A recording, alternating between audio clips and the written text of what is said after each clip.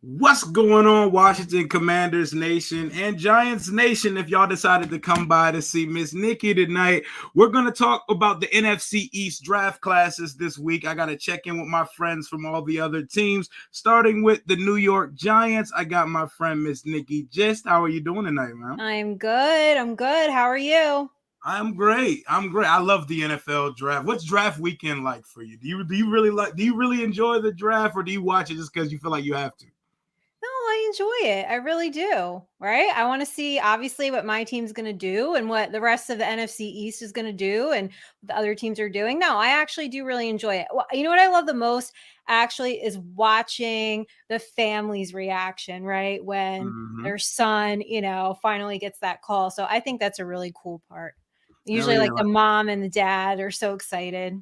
Oh, what they were doing the last couple years, where they put the headphones on the players and let them listen to their family's testimonies. I was watching Anthony Richardson's and CJ Stroud's, and my eyes, waterworks. It touches me in my heart every single time. Choked up a little bit. It definitely gets me choked up. But last time we spoke, it was long before the playoffs started, and your Giants made the playoffs in year one of Brian Daboll and Joe Shane. How about that? I said 9 wins for the Giants.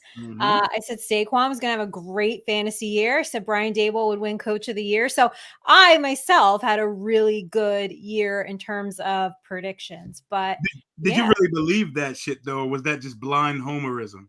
No, because don't forget, I was there all summer. So I really did get an inside look, and being able to interview Brian Daboll a few times and interview the players, I just felt like I was able to make a really good educated guess on where the team was going to go. Okay. I dig it. See, you're there. You got your boots on the ground. You're in the trenches. I see you at the camps. Yes. I see you at the players' camps. You're my guy Nick Gates' camp recently, right? Yes. Oh, talk to me about Nick Gates. What is Washington getting in Nick Gates? You're getting a really solid player, like somebody who just wants to be there, work hard, improve every day. So he's just a really good dude. His camp was awesome. We interviewed him a couple times on New York Giants Rush. Just a really great guy, really good interview, humble, super humble. He came back from a really bad injury to where he is today. I mean, you're just getting a really hard worker, and I'm sad. I'm sad that of course he had to go to a division rival. We interviewed him that night, like Monday night, and then the next day he goes to the Commanders, and I was like, oh my God. Damn. Did you know?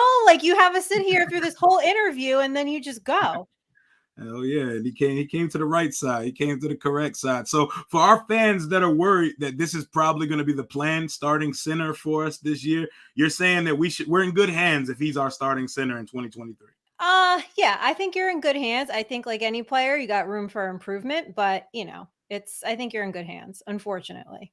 Y'all gave Danny Dimes $40 million a year. Talk to me about Danny and Saquon's contract situations. How y'all feeling over in New York land?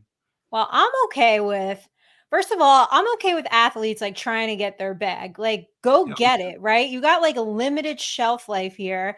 So I would be trying to do the same thing. I think 40 was the right number for Daniel Jones. That would have been my walkaway number if I was the Giants. Saquon, he should have taken that deal on the bye week. You're not going to get CMC money. The Giants are not going to get to 16. I know there were reports that they offered more than 16. That is just not true. I know that for a fact. So they did not offer him this, 16, 17 million deal. We'll see. It has till July. I don't know. His camp is or yes, his camp is July 11th. He has till July 15th to sign his contract. So we'll see. Yeah, the running backs is just such a devalued position. No matter how good you are, maybe one or two guys get paid, but it's not like they break the market open like other positions do. We're starting to see edge rushers, receivers, tackles break into that quarterback range of contract. And the NFL is like one of the only leagues where there's like position caps. Like you can't make but so much at certain positions. You're like, oh, that guy's a safety. It's okay. Give him some money because it's not like it's anything. You're getting a fourth of what quarterbacks get, right? Yeah, no, I know. And it's kind of sad where the running back market is, I guess, right now. But yeah, I don't right now I don't feel good about a long-term solution here for both sides. Last I heard they're still a ways apart. So Oh yeah, hey, get your money, man. And I'm get your sorry, money. especially Saquon. I'm sorry. I'm watching Daniel Jones get $40 million a year, which is the going rate for quarterbacks when it's your time to get paid. But I'm watching the quarterback throw less than 20 touchdowns and he's getting $40 million a year. When I felt like I was a more integral part of the offense, I would hold out for my money too, Saquon, because Saquon is him. Your offense is through Saquon. It is, but that's what people fail to realize is just how much Daniel Jones literally carried the offense like on his back, on his legs. He is a dual threat quarterback. I don't think people realize that. He really is. I know everybody just remembers him like running and tripping over his own 2 feet, which unfortunately like lives in infamy, but he is a dual threat quarterback.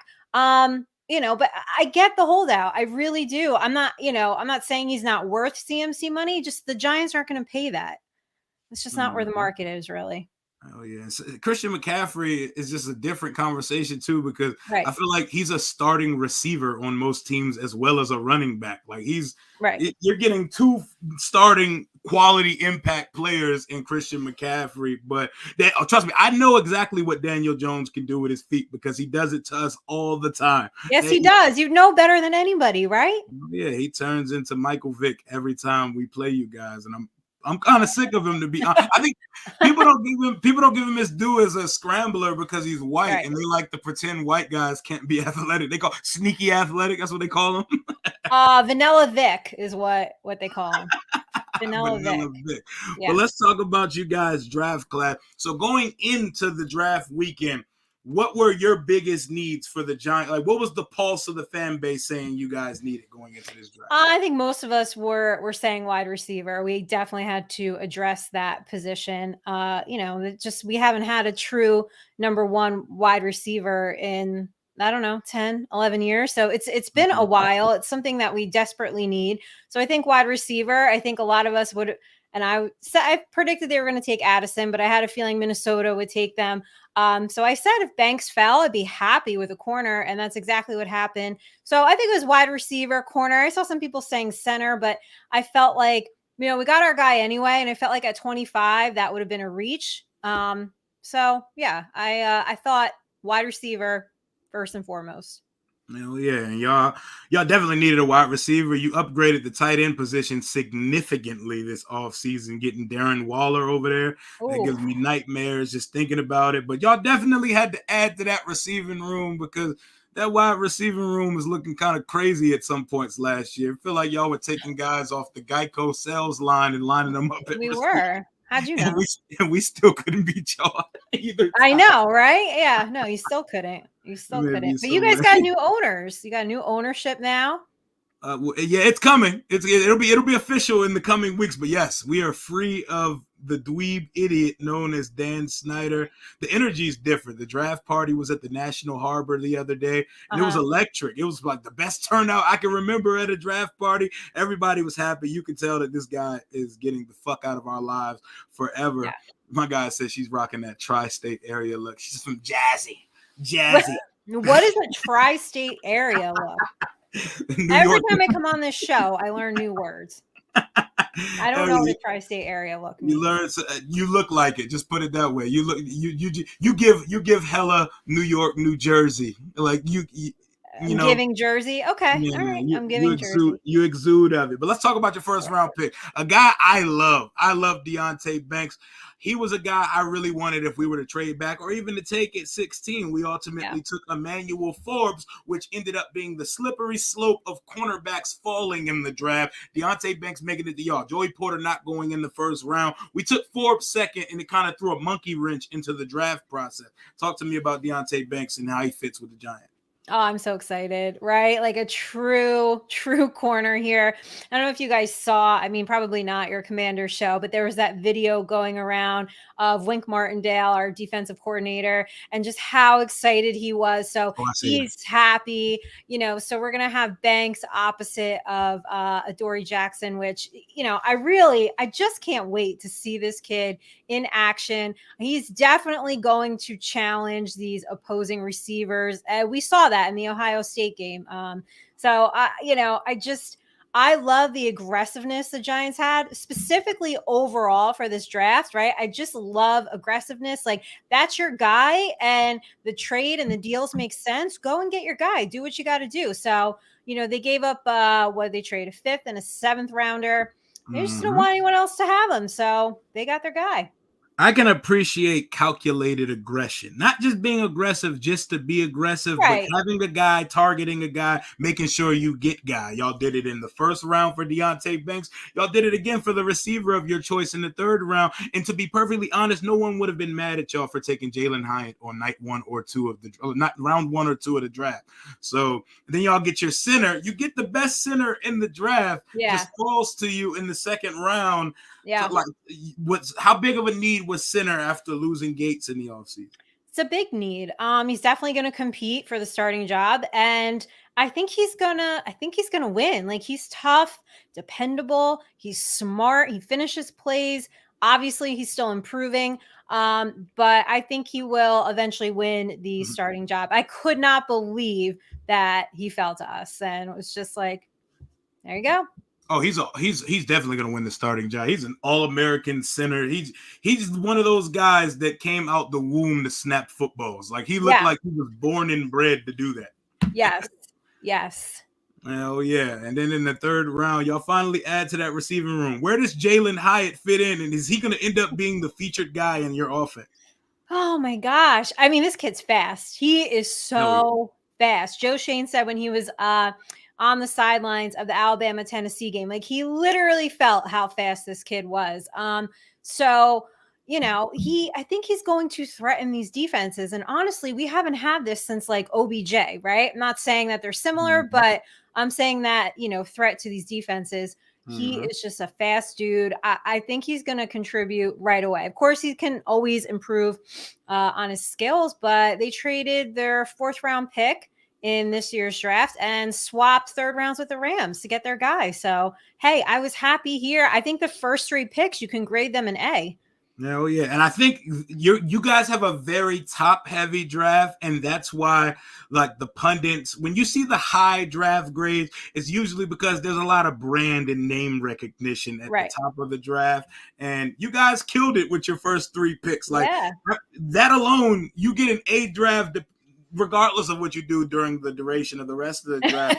Only other player that I am familiar with that y'all took is Eric Gray, the running back that you guys took. Where does he fit into your running back room? He's running back 3, or is he challenging your RB2?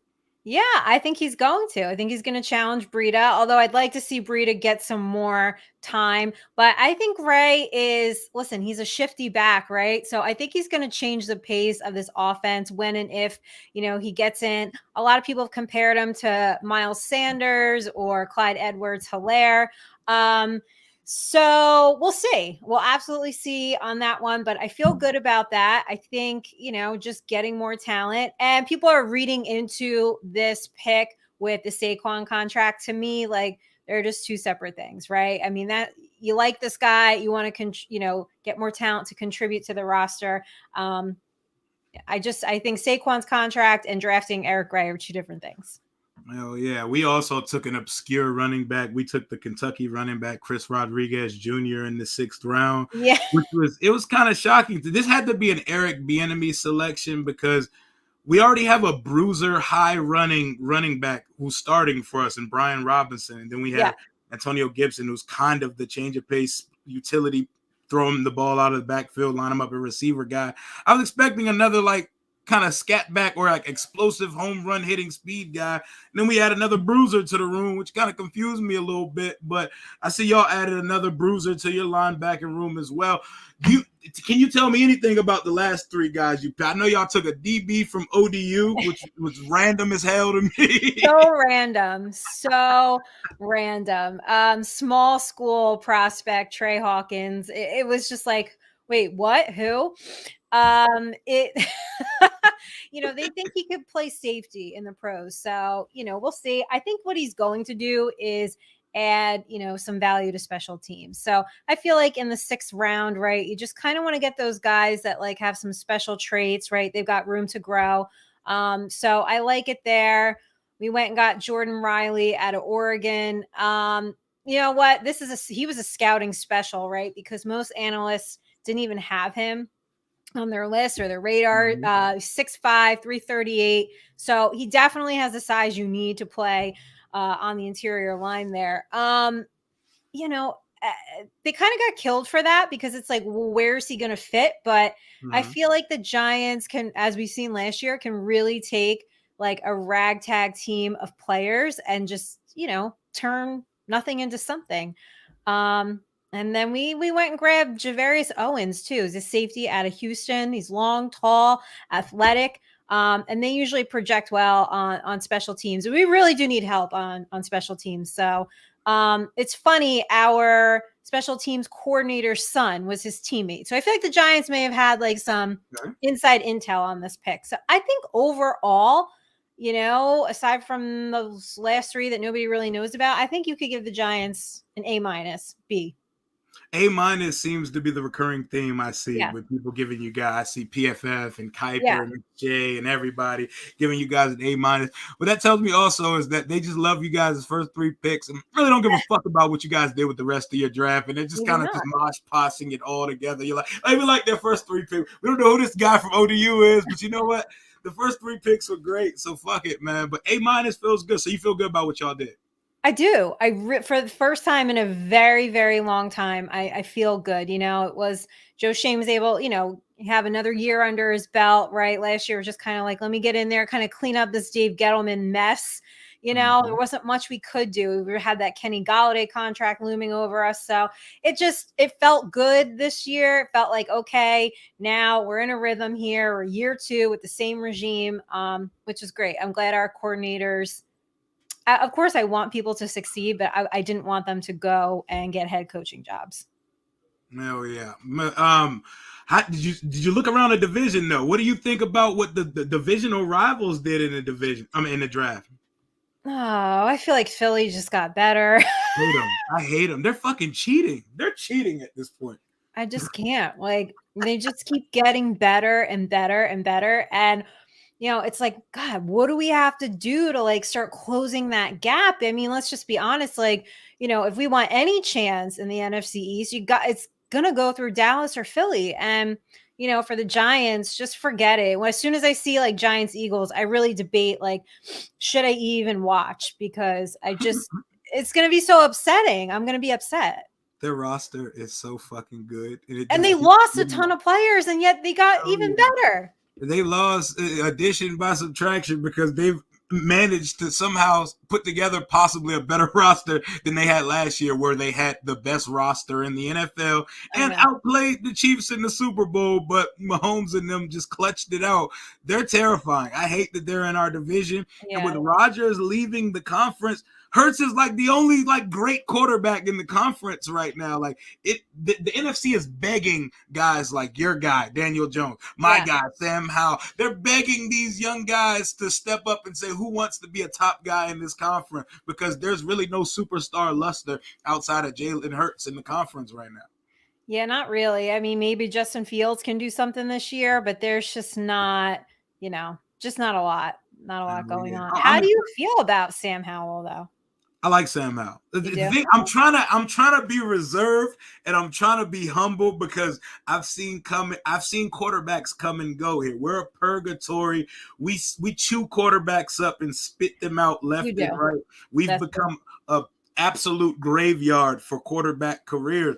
But this guy's actually good. And the thing is, I don't know how high his ceiling is, but the floor is high as hell. I watched Yeah. everything he did in college, and he has a great college resume. I would argue the only reason he didn't get drafted higher is because he's not like 6'4" or 6'3". He didn't hit the genetic lottery, but he doesn't have a slight build. He's 6 foot, 220 and some change. He's stocky, but he's not big, so they want to call him Baker Mayfield when they're different play. Like, people's comp for him is Baker Mayfield because he's a stocky white boy with a shadow beard. And they don't really their games aren't to say he has a Village People looking ass beard. It's really his Village hair people. always looks like he just got out of bed. Like he looks like the high school quarterback that everybody loved back in the day that wore the varsity jacket to school. But I think Sam Hey, I wore a varsity jacket to school. Oh yeah. Hey, I used to wear one once sometimes too. I bet So you what? did. I bet you look like a Saved by the Bell kid in high school. Saved by the Well, I was on varsity cheerleading, so I'd wear my varsity jacket. Of course you did. Were you the captain? I didn't start out, but yeah, I eventually was captain. Yeah. You look like a cheer captain. Okay. People say that when I tell them, like, oh, I cheered forever, I coached cheerleading and danced, and they all say, okay, yeah, you look exactly like you would be a cheerleader. I could definitely see it. I could definitely see you coaching and captaining a cheer squad. Yes. Oh yeah. You still have your varsity jacket? I do. I still have my warm-ups. I don't still have the uniform, but I still have like the cheer warm-ups. I still have my jacket. Yeah. You got to pull out the varsity jacket. The Commanders brought the varsity jacket back. When we changed our name and we brought out our varsity jacket, we brought it back. So, Good look. I like it. I like the varsity jacket. I love it. Very, very retro, very clean, very sporty. I love it. Not too fancy or anything. Maybe I'll just wear my varsity jacket tomorrow, actually, just for the hell of it. You got for the culture, you got to take a picture though. Pixar didn't happen. I take a lot of pics, I think. I know. That's why you didn't have to send me anything for a thumbnail. I just had to go to your Instagram feed. I know, that's what people do. They just go to the Instagram feed. Oh, we're going to use this picture for our promo. I was like, okay, all right. Hell yeah. My man said bust out the pom-poms. Oh, I might still have them too. I got to look. I love this. Like, fucking sports. You're passionate about sports. You love sports.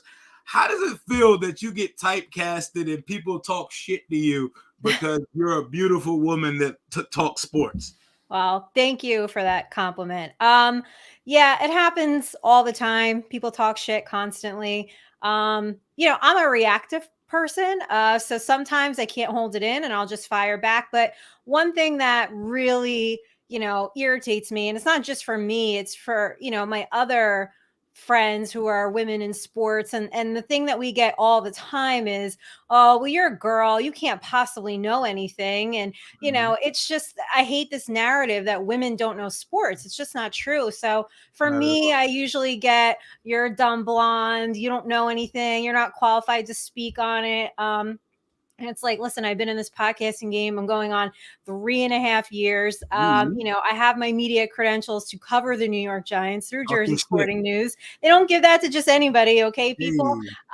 So yeah, I just, yes, that's right. And I actually, listen, I play fantasy football. I win my leagues. I won my NCAA bracket. I'm a Knicks fan. So I do know what I'm talking about. And I just hate that we still have this narrative in 2023 that a woman can't possibly know sports, Oh yeah, my guy Dre said he was up and down the road with his girls cheerleading. But yeah, women, sports is not a gender-based thing, and I love this. I love this shit right here, man. You're good at this shit. You talk ball better than a lot of guys that I know that do not understand even the slightest conversation about the ins and the outs of covering the team. I love it. I love it. I love it. But let's look at what the Cowboys like. What's the outlook of the division after the draft? How are you feeling this year? Do you feel like y'all are going to rise? Or y'all going to compete with Philly for the top of the division? How do you feel the layout of the NFC East is this year? I might feel like it's the same as last year, right? I feel like Yeah. It's Philly, it's Dallas, and then it's like the Giants and the Commanders, like just kind of fighting it out somewhere in there. It's going to come down to one of those games. But I so bad want this to flip, right? I don't want those to be the top two teams. But just that's how it feels like right now. It just, do they say you got an earpiece in and so? Yes, actually, I do say. Yeah, people say that to me. They're You're like, oh, lying. Someone said that. yeah. Oh, people say crazy stuff to me. They say that somebody feeds me the info. I do my own research. I don't have anybody feeding me info or making my list. No. Oh, someone said that I had somebody do my mock draft because it was too good and accurate, and I did my homework. And I said I did it myself. Oh, no way a woman did this mock draft. No way a woman did a mock draft. It was like, oh, well, this is really good. You did your homework. Somebody did it for you. Like, no one did it for me. So yeah, it's always something of that effect. And then when I fight back, I get called crazy names. And I heard you set women in sports back too. Oh, I set the women's movement back because I wear tank tops and stuff like this or whatever on podcasts or in the summer. And I put a picture. I was annoyed. So I was on vacation in Aruba and I posted a bathing suit picture of me on the beach. And I said, oh, just me like setting the women's movement back.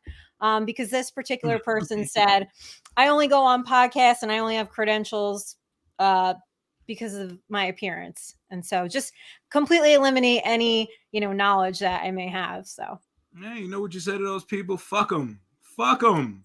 I did. And I sent that picture out and it did well. I'm sure it did. I'm sure it did. Nikki was out here glistening on the beach with them things out. But anyway, back to football though. The NFC East, like it feels like it's a three-way competition for who's going to be the runner-up to Philadelphia and the NFC. I know. That roster is so fucking good. It's so fucking annoying. I hate them. I can't stand them. It is. It's like who can overtake Philly? I just I don't know. I just need Dallas and Philly to be at the bottom because I'm sick of it. And I'm sick of the Cowboys fans. I don't know if you have any Cowboys fans that watch your show or in the chat, but I'm tired of them too. I have to tell you, the worst names that I get called are usually from Eagles fans and Cowboys fans. Eagles fans, like the not good ones, they're like the worst people in the world. Like they're scum humans. They are. No, they say the worst. The worst of the worst names I have ever been called, and I won't repeat them because they're pretty nasty. They're about as vile as you can get. Mostly came from Eagles fans. Oh yeah. My guy Gus Bus asks, outside of quarterback, which Giants player will be the most influential towards you guys' success this year? Oh gosh, just pick anybody on the line. Which line? Offensive or defense? Offensive line, really. I think Evan Neal really needs to step up.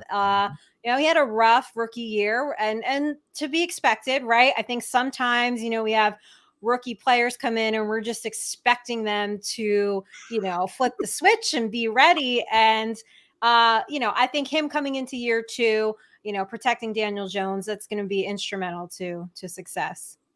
I don't know how to knit. A mock sweater. That's fucking hilarious, yo. Yeah, Nikki. I don't know how to knit, actually. I'm not very domestic. I can't really. Yeah, I don't do any of that. You're not the knitting type? No. I attempted to sew back when, like in school, when we had home ec and stuff. Well, I'm a little older than everybody, but you had to like cook. You do like cookies and I used to do that shit back in the day too. Hell yeah, home ec in middle school. Yeah, middle school. Okay, yeah, that's what it was. And I was a disaster. So hell yeah. I never touched the sewing machine again because I got a heavy ass foot and I smashed down on that joint, almost took my finger off in seventh grade. I've been traumatized to seeing sewing machine ever since. But yeah, man, like. So you said offensive line for most influential player outside of the quarterback. It's not Saquon? Well, I mean, but I think like he's already contributing to the success, and honestly, if you can't win in the trenches, like what good is your running back, So he needs them just as much as Daniel Jones needs them. So. Oh yeah, Nikki's favorite recipe is DoorDash. Sure is.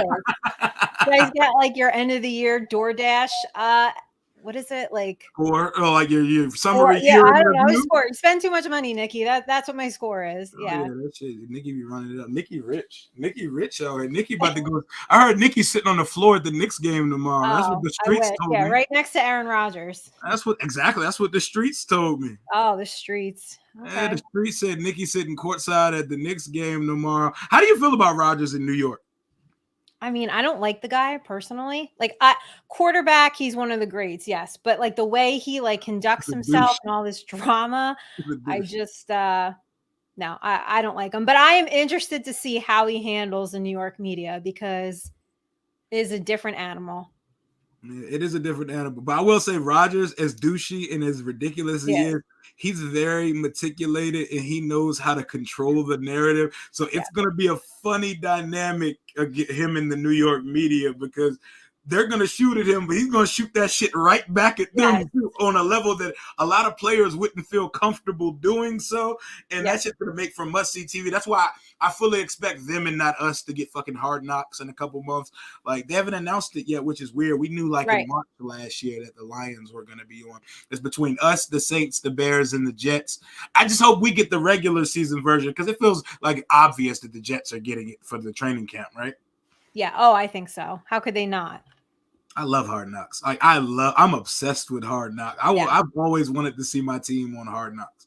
I know. It's a good series. I really do enjoy it. Did you watch the Tom Brady documentary, The Man in the Arena? Oh yeah, hell yeah. I thought that was really good too. It was great, man. I love Tom Brady. This is gonna be weird not having Brady around, and in a year or two, Rodgers gonna be gone too. It's gonna be weird as shit watching football without the gatekeepers of it playing in the league now. You think Rodgers is done in a year? Wasn't that his whole thing? Like, you can't come to the Jets and turn around and retire next year. It's gonna be 2 years. He's gonna do 2 years in New York. Years? Yeah, he's gonna do 2. He's not playing at 45. He doesn't care about football that much. Like he loves playing it for now, but it's not like his reason for breathing. Like, he's not gonna lose his family over it. Like, well, the family he doesn't talk to. He doesn't talk to them. I mean, if he had a family, he wouldn't risk losing them like Brady was, because ball was life for Brady. yeah, Brady was just like, whatever, I'm just gonna play football and miss Christmas and whatever. Like, I mean, I don't know. So I think he'll do well in the broadcast booth. We'll see. He's getting paid for that.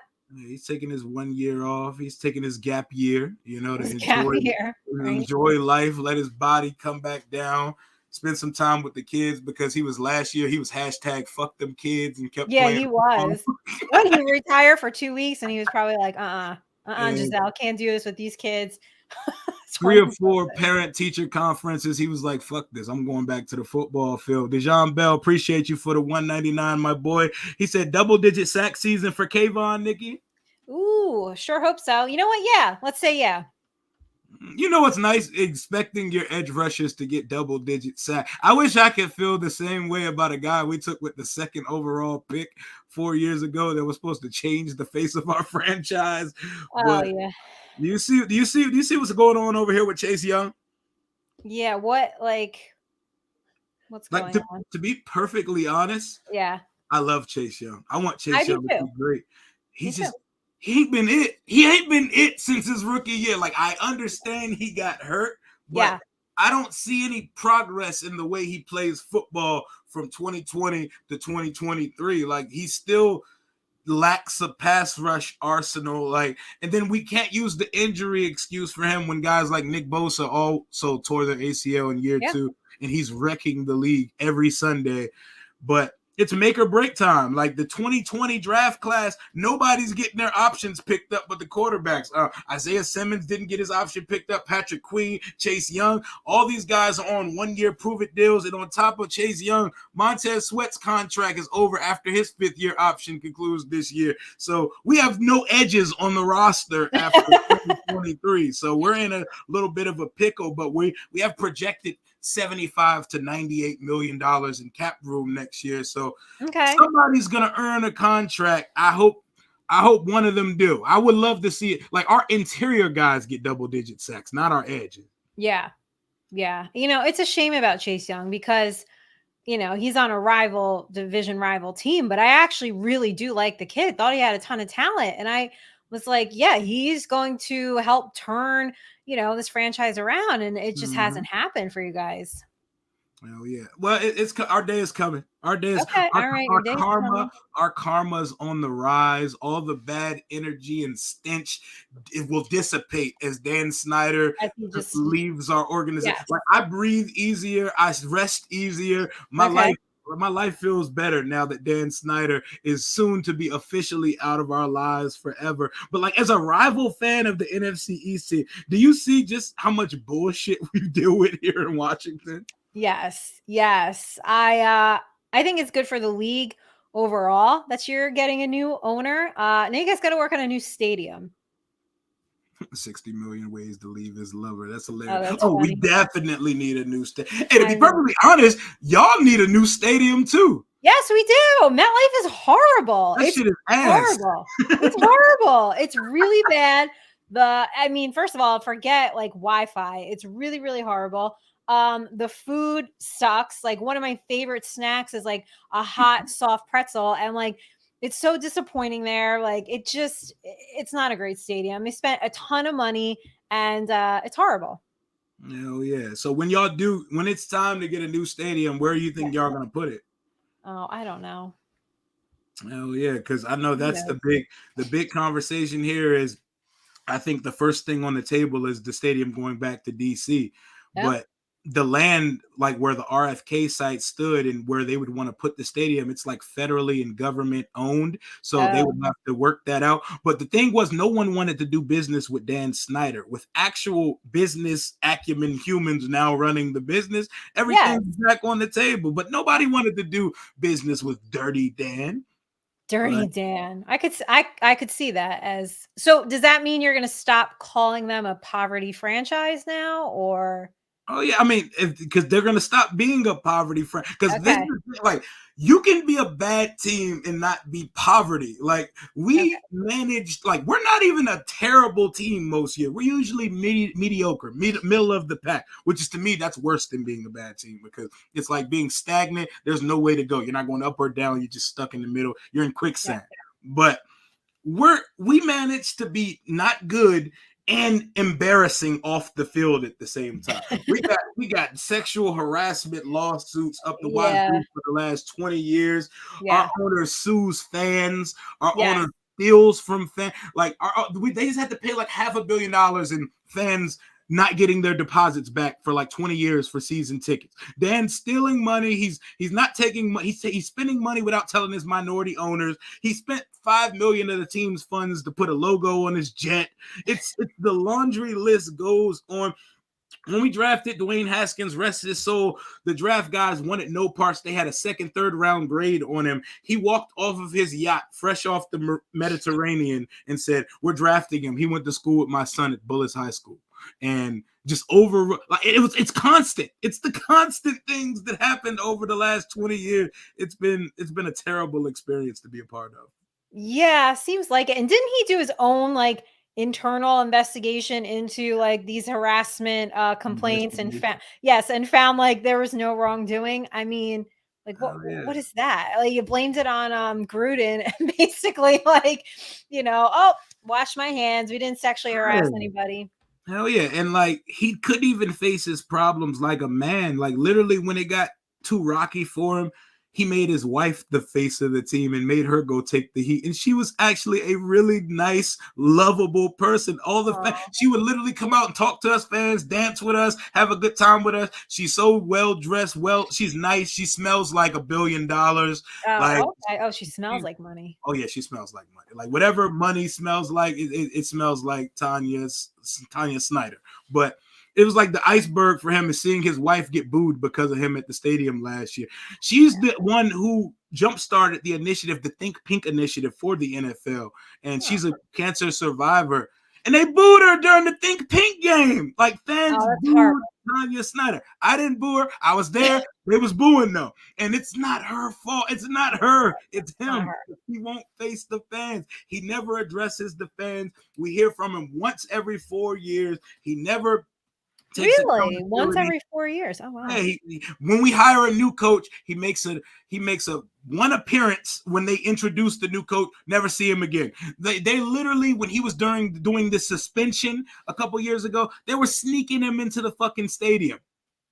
Like they Oh, were really? All like, right. So see, Giants fans, like everybody gets upset, like we don't hear from John Mara, but we do. I think he speaks a couple times a year. So, you guys over there in Washington, you're getting your owner once every 4 years, 3 years.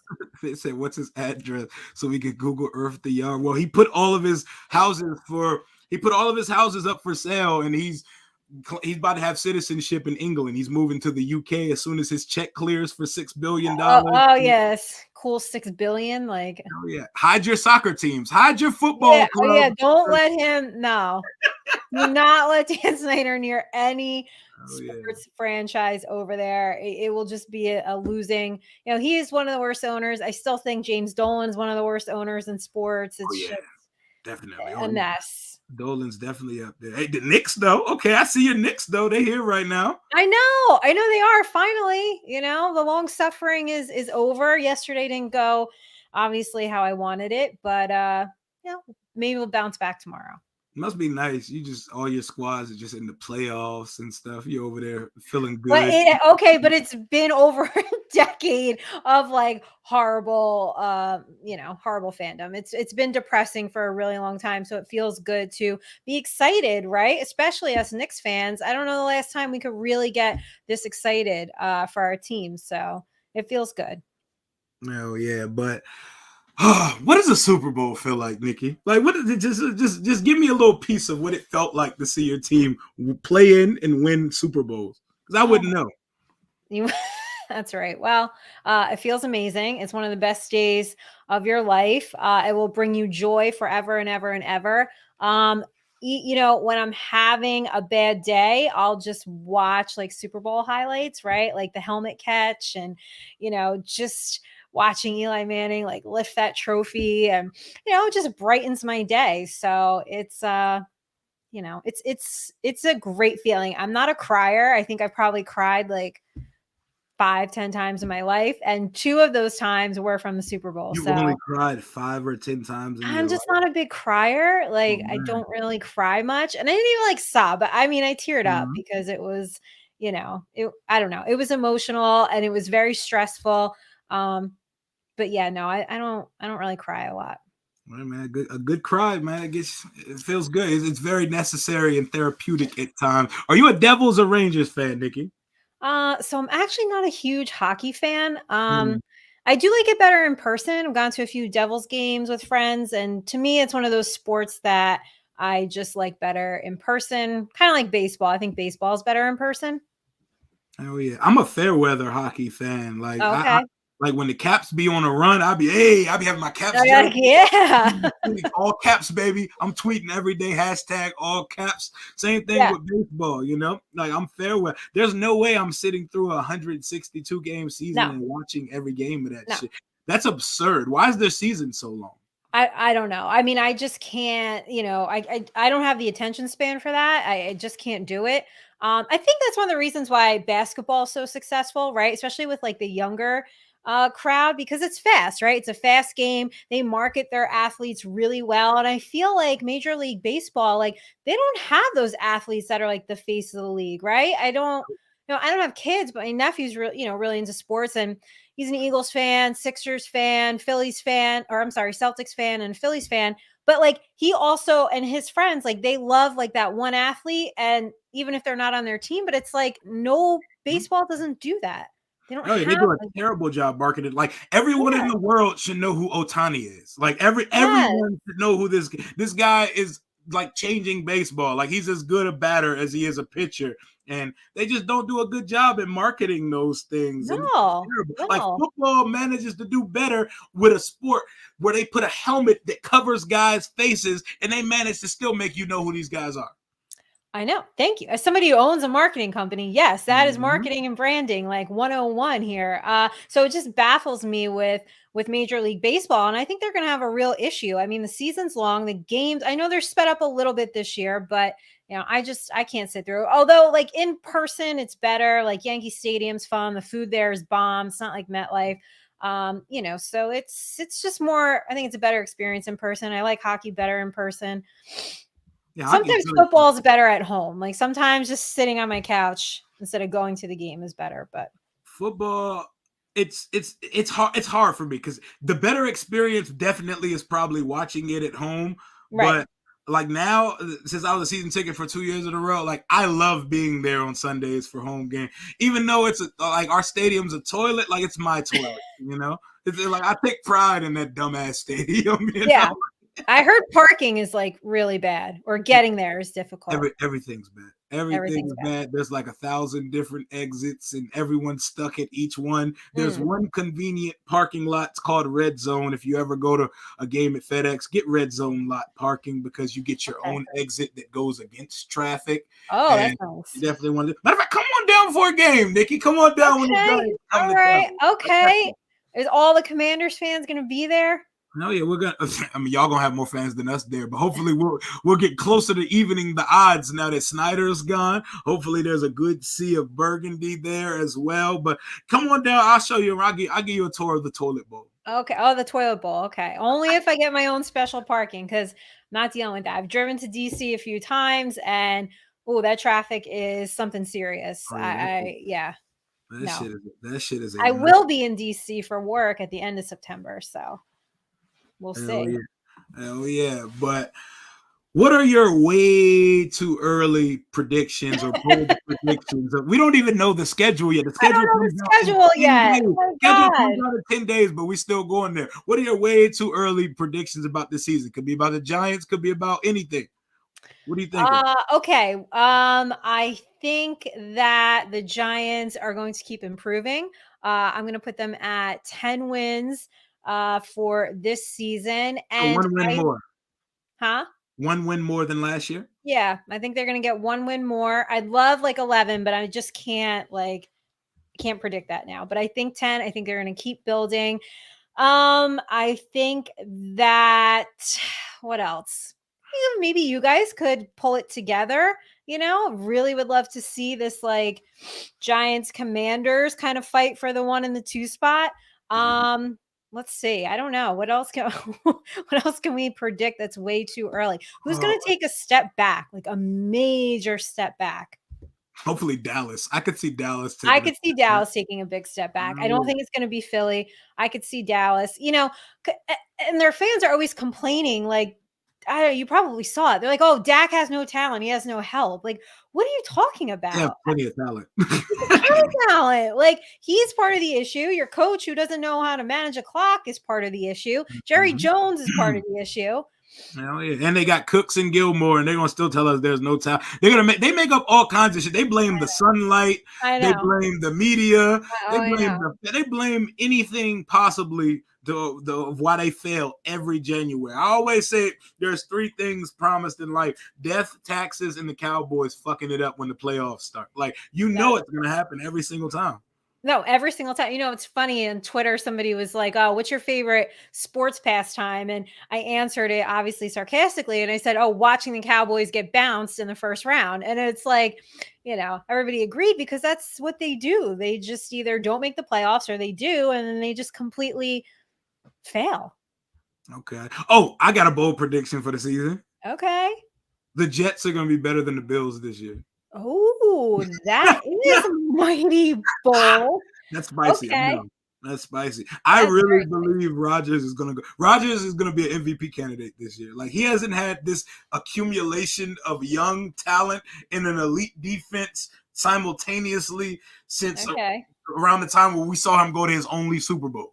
And it's going to get scary over there. Like that. And Nathaniel Hackett, he doesn't have to learn a new offense. Like, he's going to play with an offense that he already knows and won 2 MVPs in. Yeah. Oh, yeah. That's true. I mean, yeah.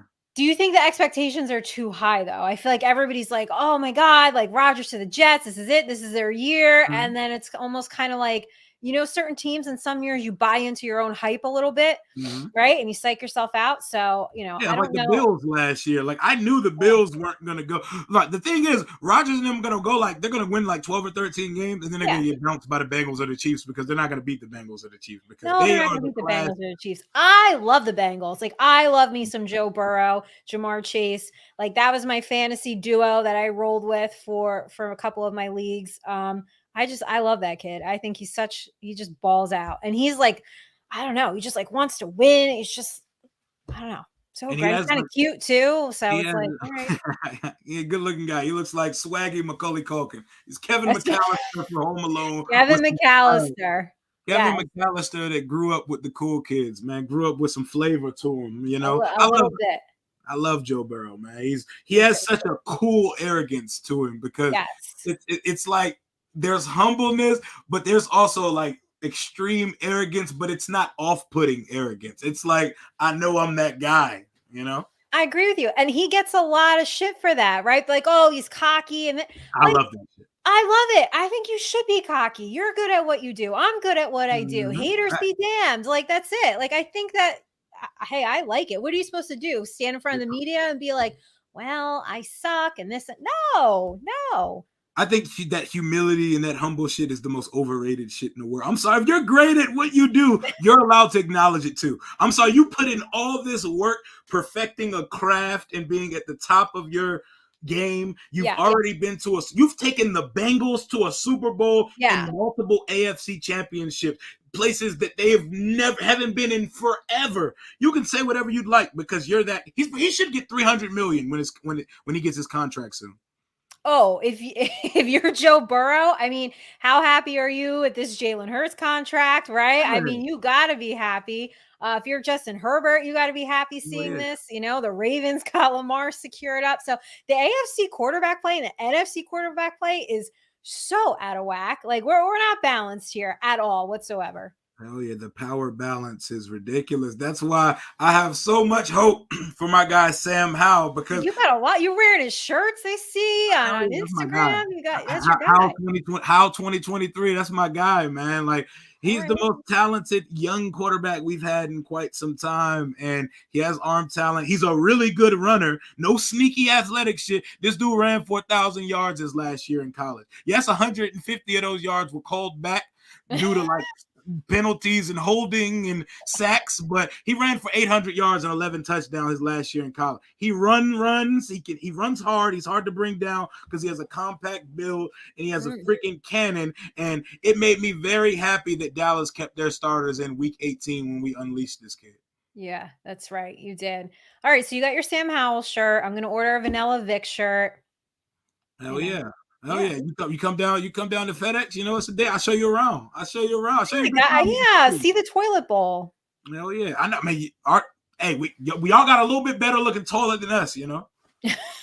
Who, us? Like our stadium's literally like on a swamp. So our stadium's falling apart. Pipes are bursting. The seats don't match. Like there's red, there's pink, there's burgundy, then there's gold, and then there's yellow. But we love god awful statue up there. I mean, it's just mess. The mannequin, yeah, it's a mess over there. Hell yeah! But the vibes are back. The vibes are back. You guys are feeling good. Okay. Who do you want the schedule prognosticators to put Week 1 for your Giants? Oh God, it's probably going to be. It's always Dallas. We always open against Dallas. Sunday night. Oh yeah. I know. It's always it'll be Sunday night. It'll be like a major division game. So I assume it's gonna be that. Oh yeah. I want a scrub. I want the first game of the season to be versus who I project to be the worst team on the schedule and who I think is gonna be the worst team in the league this year. I want the first game of post Dan Snyder era to be a fucking party at FedEx Field. Bring Colt McCoy and the Arizona Cardinals to Washington Week 1 because, another bold prediction. The Cardinals are going to get Caleb Williams and have another top 5 pick next year. They're going to have the number 1 and another top 5 pick because that trade with Houston on draft night was huge. Yeah, that was big. Goodness. That was big. Were you surprised? I mean, so on my show on Rush Hour, I had George Teague on and we did like the whole first round prediction. And obviously we got, some right and some stuff wrong, but he said it was going to be trade happy and he definitely nailed that. Were you shocked at like the amount of trades that were going on? I was very shocked, but I loved it. Like me and my boys, our draft party we have is so chaotic and crazy, and we're just sitting on the floor reacting in live time, being absolutely ridiculous. These trades really threw us. Like Houston really went and got Stroud and Anderson back to back 2 and 3, And I know. the Cardinals have now set up life past Kyler Murray because there is Yes. no chance they pass up Caleb Williams if they get the first pick of the draft next year. All right. You got a lot of bold predictions. Hell yeah, I know. I think into the future. I'm crazy. I got all types of things running through my head. But that trade was, I like it on both sides. For Houston's side, DeMeco Ryans is setting his blueprint for his franchise. He went out and got his franchise quarterback and hopefully his Nick Bosa. You know, he just coached the 49ers defense that is full of all pros, and he's going into his first year in Houston. That team is in so much better condition than it was when Lovie Smith was at the helm last year. I know. I feel bad for Lovie Smith. I feel like, he's such a great defensive minded coach, right? I just think like that franchise, they got a lot of problems too. And what you can't do is hire a coach and then after a year just say, that's it. Like, I mean, there's got to be something to, unless you're Nathaniel Hackett, because that was disastrous in Denver. That just did not work. I refuse to believe that like Russell Wilson just forgot how to play football, Yeah, it was like one day I would like to see a 30 for 30 documentary about Russell's 2022 season because it was like when Space Jam took the powers from the basketball players. Russell Wilson turned into like Taylor Heineke for the Denver Broncos, and I was not sure how do you go from elite to like the worst quarterback in the NFL in one season? It was crazy. It was crazy, especially given that their defense was really good and they have a nice young defense. So, I think a lot of it was coaching.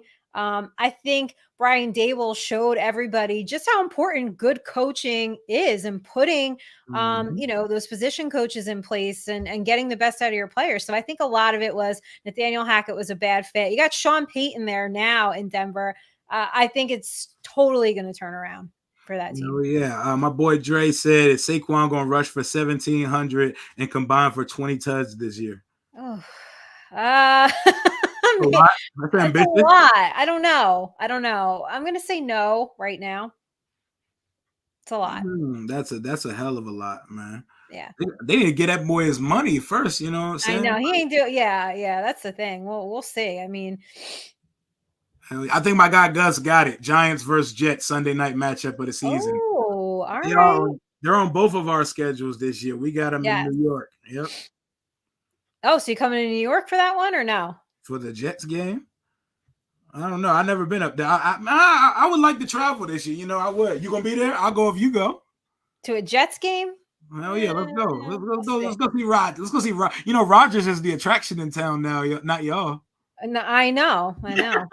Everybody wants to see Aaron Rodgers. That's okay. We don't want any, that's fine. Like if you're jumping, I did see somebody ask, like, it was earlier in the show. Somebody said, is it normal for like Giants fans to, now become Jets fans? Like, no, not really. It's not real. It's more typical to see Jets fans jump to a different team than Giants fans jump. So if you're jumping, then I don't want you anyway. Just get off the bandwagon. It's like some of our fans have left to like the Ravens over the years. I'm like, don't come back because Snyder's gone. Like we don't want you. No, we don't welcome you back with open arms. We know who you are. Okay, that was like Giants made it to the playoffs this year, and all of a sudden these Giants fans are like coming out of the woodwork, and I'm like, where have you been for the past decade through the horrible, terrible years? Like, and furthermore, where were you for the whole season? But we're in the playoffs, and you just want to show up. So. Hell yeah. If you didn't stick around with me through poverty and squalor as a Washington fan, don't come back when the glory come back now. No. When the glory and the vibes are back and our new state of the art, the masterpiece Superdome is built. Don't come back. Go back to Baltimore and root for the Ravens, who will probably still be trying to give Lamar Jackson more receivers a few years from now. But that's all I got for right now. I thank you for coming on with me. Yes. I had a good time with you. Let people know where they can find you and follow you if they don't already know. Yeah, you guys can get me on all social media, Twitter, Instagram, at NikkiNick9384. My show is Wednesday nights. It's called Rush Hour. We moved it to 8 o'clock. It used to be 7, but it's going to be 8 o'clock going forward. And it's part of the Rush Sports Network. Usually every other Monday nights I'm on and we're doing That's our Giants show. But you're coming on this week, right? We're doing our NFC East panel on Rush Hour. So got one for, obviously, I'll be repping the Giants, Commanders. We got Dallas and we got Philly. So we're going to talk about the draft, give out grades, and we're going to talk about which fantasy players on our teams that we're going to kind of like keep an eye out for, these rookies. So yeah, you guys can catch me Wednesdays at 8 o'clock. One quick thing before you let me go. On Thursday, May 4th, I am doing a sleep out at MetLife. It is hosted by Brian Dable's wife and Joe Shane's wife, who's our head coach and general manager. It's for Covenant House. We're giving up our beds for the night, and we are sleeping in MetLife Stadium, and it is to support, youth homelessness and sex trafficking. So I have to try to raise $2,000 by Thursday. I think I'm at 1,000. So I do have the charity pinned to my Twitter page and my Instagram page and my Instagram stories. If you'd be so kind, you have an extra $5, $10 that you want to donate towards this great cause, I would appreciate it. This is for Women Unite. So there'll be a lot of women there, women in sports. And we'll see how I do sleeping in a sleeping bag at MetLife. Hey, that sounds like a good time. Don't sleep on the turf, though, because I heard that turf be fucking people up over there at MetLife. It does, but we just got new turf a couple weeks ago. So okay, so it's good to say, it's safe to say your ligaments are safe then. Yeah, my ACL should be okay. I don't know about my eyelashes and hair and makeup, but we'll see. Your hair and makeup and your eyelashes always. But yes, the charity, my page is up on my social media. So if you would be so kind, I know I am a Giants fan. This is supporting the Giants, but it is supporting Covenant House and homelessness and sex trafficking, which we obviously want to stop. Hell yeah, that's a beautiful cause. Y'all follow her, click the link, and let's help out Nikki. She may be a Giants fan, but she's part of the fam. She's gang. We love Nikki over here on this channel. They said Rio would never sleep at FedEx, so props to Nikki. I would so sleep at FedEx. Why not? That'd be a good time. That would be a good ass time. Like, I don't like the stadium, but I have a good time every time I'm at the stadium. But that's going to conclude today's live stream. I had a good time kicking it with Nikki. And shout out to the chat for taming themselves this time. I caught the wolves off this time. Yes, yes. Appreciate that. The vibes were a little different last time because we're used to seeing me talk to dudes all the time. So got it. Okay. All right. When Nikki fine ass show up on the channel, it was this little change of pace that people were not used to. But thank you for coming on with me, Nikki. Thank you. To your show on Wednesday. Okay. Thank you. Oh yeah. Hell to the Washington Commanders. Until next time, Rio out.